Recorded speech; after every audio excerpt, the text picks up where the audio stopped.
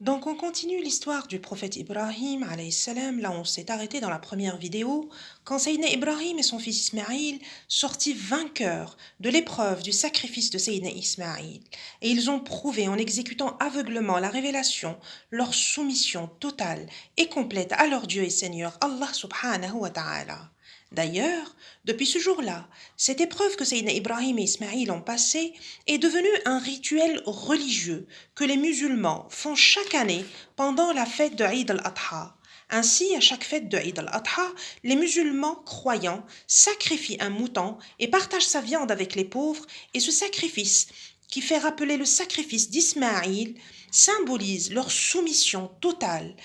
à leur Dieu et Seigneur Allah subhanahu wa ta'ala, comme l'a été Sayyidina Ibrahim et son fils Ismaïl à travers cette épreuve.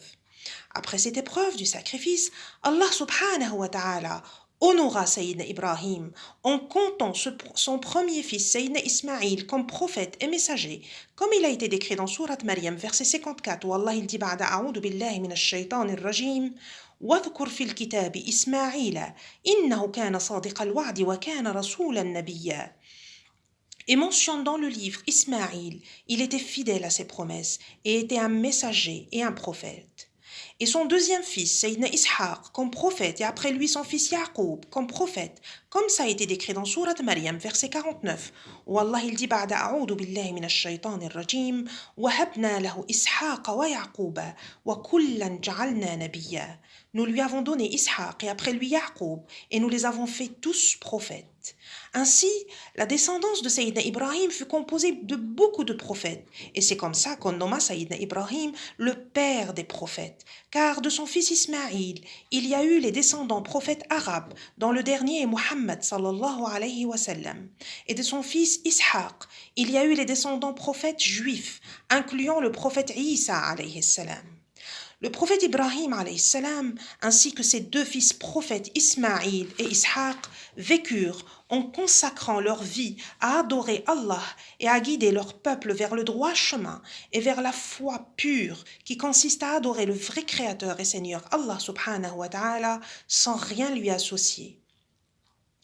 En conclusion de l'histoire du prophète Ibrahim alayhi salam, et à travers toutes les étapes de sa vie et les épreuves qui ont marqué les étapes de sa vie, on comprend pourquoi Sayyidina Ibrahim, ayant fait preuve de soumission totale à Allah,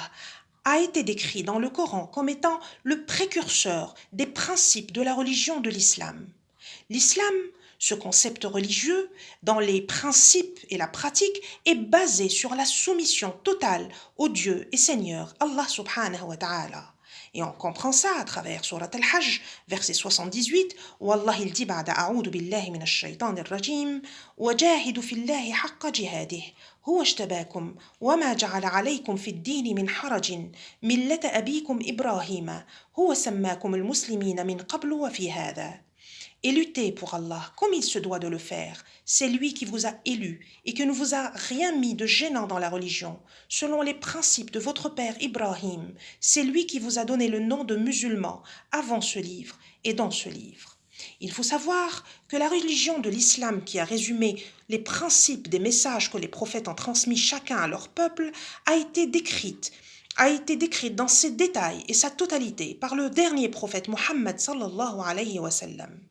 Le prophète Muhammad sallallahu alayhi wa sallam, en plus d'être descendant du prophète Ibrahim, a à travers les principes de l'islam finalisé le message initial de son ancêtre le prophète Ibrahim. Et on comprend ça à travers Surat Al-An'am, verset 161, où Allah il dit بعد أعوذ بالله من الشيطان الرجيم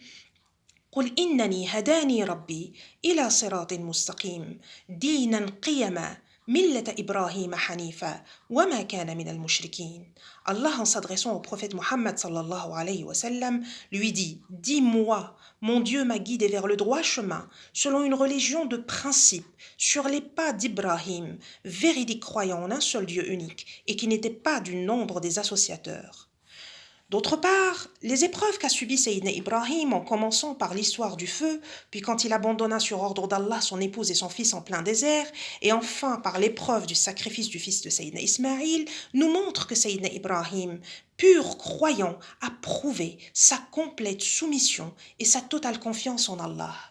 Et cela ne concerne pas seulement Sayyidina Ibrahim, mais aussi des membres de sa famille, comme son fils Ismaïl, qui était capable de se laisser sacrifier par soumission à la volonté d'Allah subhanahu wa ta'ala. Et aussi son épouse Hajar, pure croyante, qui abandonnait avec son fils encore bébé en plein désert, sans aucune explication. Il a suffi qu'elle a su que cet abandon était un ordre d'Allah révélé à Sayyidina Ibrahim. Elle s'est tout de suite soumise à la volonté d'Allah subhanahu wa ta'ala, sans chercher à comprendre. D'ailleurs, les 7 allers et retours qu'a fait Hajar entre la colline de Safa et le Marwa sont devenus un rituel religieux que les musulmans accomplissent pendant le pèlerinage, symbolisant ainsi le dévouement total et le courage de la croyante Hajar.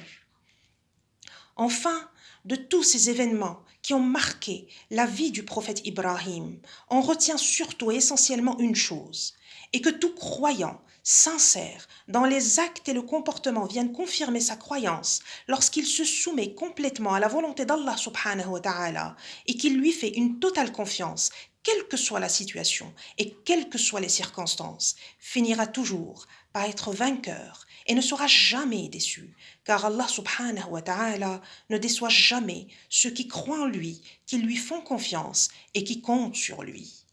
Donc voilà, l'histoire du prophète Ibrahim est finie, je vous dis portez-vous bien, et à une prochaine histoire d'un autre prophète, incha'Allah. Wassalamu alaykum wa rahmatullahi ta'ala wa barakatuh.